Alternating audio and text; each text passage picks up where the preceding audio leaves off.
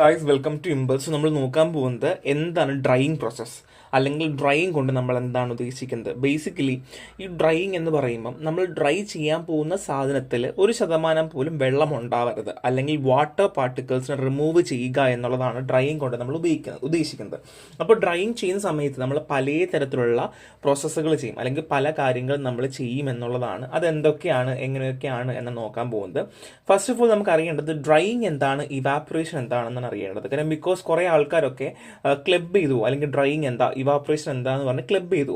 അപ്പോൾ ഡ്രൈയിങ് ആണെന്നുണ്ടെങ്കിൽ to get a stable dry product, അതായത് ത്രൂ ഔട്ട് നമുക്ക് എന്തായിരിക്കും ഒരു ഡ്രൈ പ്രൊഡക്റ്റ് നമുക്ക് കിട്ടിക്കൊണ്ടിരിക്കും. അവിടെ ലെസ് എമൗണ്ട് ഓഫ് മോയ്സ്ചർ ഉണ്ടെങ്കിൽ പോലും അത് റിമൂവ് ചെയ്യും. പിന്നെ ഒക്കേഴ്സ് ബിലോ ബോയിലിംഗ് പോയിന്റിനേക്കാൾ താഴെ ആയിരിക്കും എന്നുള്ളതാണ്.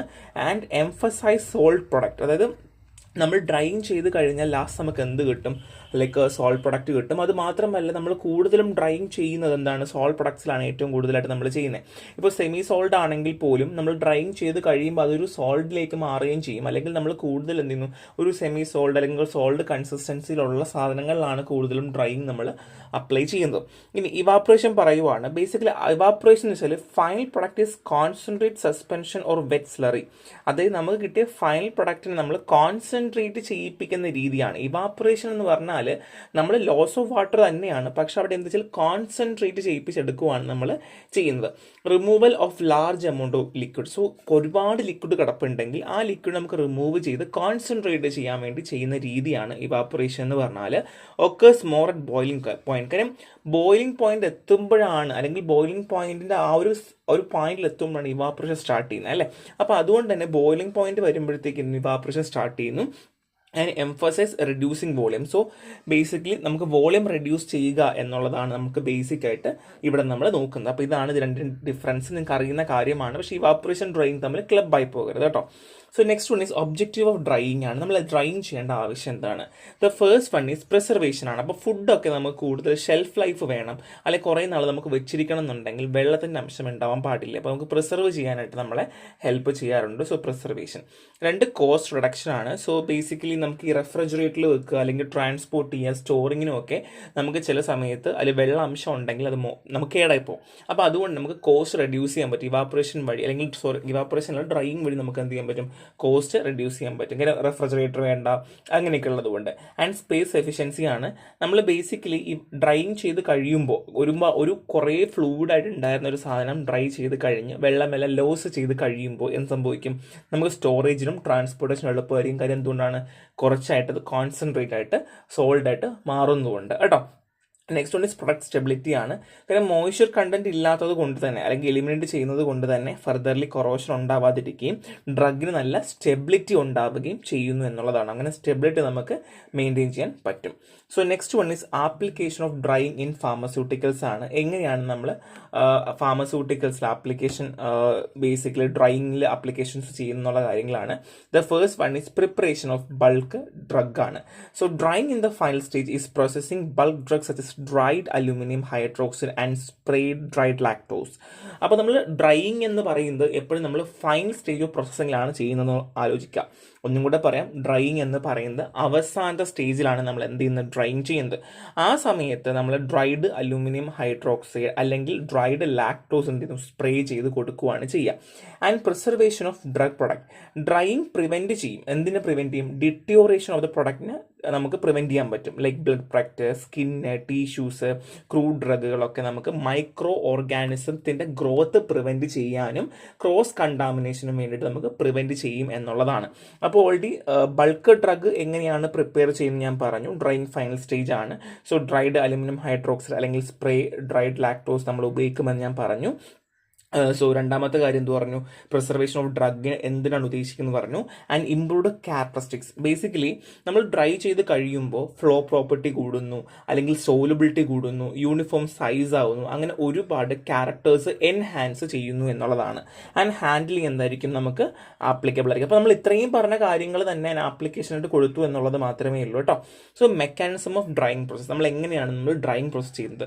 The first one is heat transfer. അതായത് നമുക്ക് ഹോട്ട് എയറോ അല്ലെങ്കിൽ നമുക്ക് മിക്കവാറും എയേഴ്സ് ആണ് യൂസ് ചെയ്യുക ഒരു ഹീറ്റ് ട്രാൻസ്ഫറിൽ. ഹോട്ട് എയർ നമ്മൾ നന്നായിട്ട് കടത്തി വിടുന്നതനുസരിച്ച് എന്ത് ചെയ്യും, നല്ലപോലെ മോയ്സ്ചർ കണ്ടന്റ് അത് എടുത്തുകൊണ്ട് പുറത്തേക്ക് പോവുകയാണ് ചെയ്യുക. അങ്ങനെ ഡ്രൈ ആയി കിട്ടുന്നു എന്നുള്ളതാണ്. 2 സർഫസ് ഇവാപ്പറേഷൻ ആണ്. Moisture vaporize at or near the solid surface. നമ്മുടെ സോളിന്റെ സർഫസ് ഇല്ലേ, അതിന്റെ അവിടെ നിന്നും നമ്മുടെ വേപ്പറൈസേഷൻ നടക്കുന്നു. എന്തിന്റെ? മോയ്സ്ചറിന്റെ. അതിലുള്ള മോയ്സ്ചറിന്റെ വേപ്പറൈസേഷൻ നടക്കുകയും അങ്ങനെ ഇത് പുറത്തേക്ക് പോവുകയും ചെയ്യുന്നു എന്നുള്ളതാണ്. ആൻഡ് ഇന്റേണൽ മോയ്സ്ചർ ട്രാൻസ്പോർട്ടേഷൻ, അതായത് നമ്മുടെ ഈ മോയ്സ്ചർ ഉണ്ടാവുമല്ലോ സോളിഡിന്റെ ഇന്റീരിയറിൽ നിന്ന്, അതായത് more moisture is transport from the interior of the solid to its surface. അകത്ത് നിന്നായിരിക്കും എന്ത് ചെയ്യാം, മോയ്സ്ചർ പുറത്തേക്ക് പോവാം. സോ സർഫസ് ഇവാപ്പറേഷൻ ആണെങ്കിൽ എന്താണ്, നിയർ ദ സോൾ സർഫസിന്റെ പുറത്തുനിന്നായിരിക്കും. And next one is continued evaporation ആണ്. ഈ പ്രോസസ് നമ്മൾ റിപ്പീറ്റ് ചെയ്തുകൊണ്ടേയിരിക്കും. നമുക്ക് എത്രത്തോളം നമുക്ക് എന്ത് വേണം, മോയ്സ്ചർ കണ്ടന്റ് കുറഞ്ഞ് ഡ്രൈ ആവുന്നു അതുവരെ നമ്മൾ എന്ത് ചെയ്യും, ഇത് റിപ്പീറ്റ് ചെയ്തുകൊണ്ടേ ഇരിക്കും എന്നുള്ളതാണ്. സോ നെക്സ്റ്റ് നമ്മൾ പറയാൻ പോകുന്ന മോയ്സ്ചർ ട്രാൻസ്പോർട്ട് മെക്കാനിസം. എങ്ങനെയാണ് മോയ്സ്ചർ ട്രാൻസ്പോർട്ട് ചെയ്യുന്ന മെക്കാനിസം, അല്ലെങ്കിൽ നമ്മൾ ഓൾറെഡി പറഞ്ഞ സോൾട്ട് പാർട്ടിക്കിൾസിലൂടെ എങ്ങനെ പോകുന്നു. The first one is liquid or vapour diffusion. ലിക്വിഡോ അല്ലെങ്കിൽ വേപ്പർ ഡിഫ്യൂഷൻ എങ്ങനെ നോക്കാം.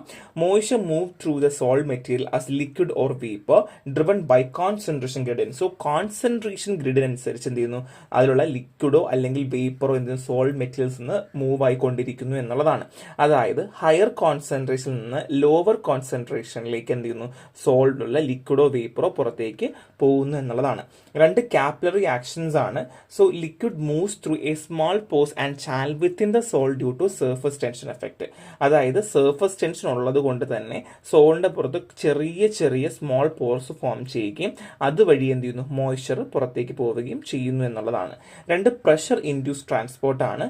നമുക്കൊരു ഇന്റേണൽ പ്രഷർ ഗ്രേഡിയന്റ് ഉള്ളത് കൊണ്ട്, ഈ സോളിനകത്ത് ഒരു ഇന്റേണലി ഒരു പ്രഷർ ഗ്രേഡിയന്റ് ഉള്ളത് കൊണ്ട് എന്ത് ചെയ്യുന്നു, ഈ മോയ്സ്ചർ കണ്ടന്റ് ഫോഴ്സ് ചെയ്ത് പുറത്തേക്ക് പോകുന്നു എന്നുള്ളതാണ്. അപ്പം ഈ 3 നമുക്ക് moisture transport mechanism. First one is liquid or water diffusion, capillary action and pressure induced transportation ആണ്. So key terms in drying system ആണ്. സോ ഇതിനകത്ത് കുറച്ച് ടേംസ് പറയും. ഇപ്പോൾ അങ്ങോട്ട് പറയുമ്പോൾ നിങ്ങൾക്ക് എന്താണെന്നുള്ളത് മനസ്സിലാവണം ഇല്ല, അപ്പോൾ അതുകൊണ്ട് കുറച്ച് ടേംസുകൾ പറയാം. The first one is bound water. എന്താ bound water? Moisture with equilibrium vapour pressure less than pure liquid. So നമ്മുടെ പ്യുവർ ലിക്വിഡിനേക്കാൾ lesser than equilibrium vapour pressure ഉള്ളത്, moisture with equilibrium vapour pressure ആണ് എന്നുണ്ടെങ്കിൽ, പ്യുവർ ലിക്വിഡിനേക്കാൾ കുറവാണ് എന്നുണ്ടെങ്കിൽ, moisture with equilibrium vapour pressure lesser than pure liquid ആണ് ുണ്ടെങ്കിൽ നമ്മൾ എന്ത് പറയും, ബൗണ്ട് വാട്ടർ എന്ന് പറയും. അങ്ങനെയാണെങ്കിൽ അൺബൗണ്ട് ആണെങ്കിലോ ഈക്വൽ ടു പ്യുവർ ലിക്വിഡ് ആയിരിക്കും. പ്യുവർ ലിക്വിഡിന് തന്നെ എന്തായിരിക്കും, moisture with equilibrium water pressure equal to pure liquid ആയിരിക്കും. 2 ഫ്രീ മോയ്സ്ചർ കണ്ടന്റ്, FMC എന്ന് പറയും. So moisture in excess of equilibrium moisture content, അതായത് കുറച്ച് എക്സസ് ആയിട്ട് കാണുന്ന, നമുക്ക് നോർമലി പറയുന്നതിനേക്കാൾ എക്സസ് ആയിട്ട് കാണുന്നതിനാണ് നമ്മൾ ഫ്രീ മോയ്സ്ചർ കണ്ടന്റ് FMC എന്ന് പറയും. Moisture in exceed of equilibrium moisture content. 2 equilibrium moisture content EMC ആണ്. ഇവിടെ പറയുന്നത് moisture content at equilibrium with vapour in gas phase. കണ്ടോ, moisture content at equilibrium with എന്താണ്, വേപ്പർ ഇൻ ഗ്യാസ് ഫേസ്. അടുത്ത critical moisture content CMC ആണ്. Moisture content when constant drying end, എപ്പോഴാണോ constant ആയിട്ടുള്ള drying end ആവുന്നത്, moisture content when the constant rate drying end ആകുന്നത്, അതിനെയാണ് നമ്മൾ എന്ത് പറയുക, ക്രിട്ടിക്കൽ മോയ്സ്ചർ കണ്ടന്റ് അല്ലെങ്കിൽ CMC എന്ന് പറയുന്നത്. So drying rate relationship. So drying റേറ്റിന് എന്തെങ്കിലും റിലേഷൻഷിപ്പ് ഉണ്ടോ? The first one is percentage moisture content. Weight of water divide by weight of dry sample into 100 ആണ് എന്ത്, അതിൻ്റെ formula. So rate of drying ആണെങ്കിലോ weight of water divide by time into weight of dry solids. Next one is loss on drying ആണെങ്കിലോ mass of water divide by total mass of wet sample into 100. So basically drying rate റിലേഷൻഷിപ്സുകൾ അറിയണം എന്നുണ്ടെങ്കിൽ, അല്ലെങ്കിൽ drying rate എങ്ങനെയാണ്, അല്ലെങ്കിൽ മോയ്സ്ചറിൻ്റെ റേറ്റിൽ എങ്ങനെയാണ്, rate of drying എങ്ങനെയാണ്, ലോസ് ഓഫ് ഡ്രൈയിങ് എങ്ങനെയാണെന്ന് അറിയണമെങ്കിൽ നമുക്ക് ഇങ്ങനത്തെ ഫോർമുലാസ് നമുക്ക് ഇംപ്ലിമെൻറ്റ് ചെയ്യാം. ഇനി stage of the drying curve ആണ്. സോ ബേസിക്കലി നമുക്ക് ഡ്രൈയിങ് കർവ് എങ്ങനെയാണ് വർക്ക് ചെയ്യുന്നത്. The first one is transient early stage. The product is heated up during the initial period. So ഞാനിവിടെ ഗ്രാഫ് വരയ്ക്കാൻ പോവാണേ.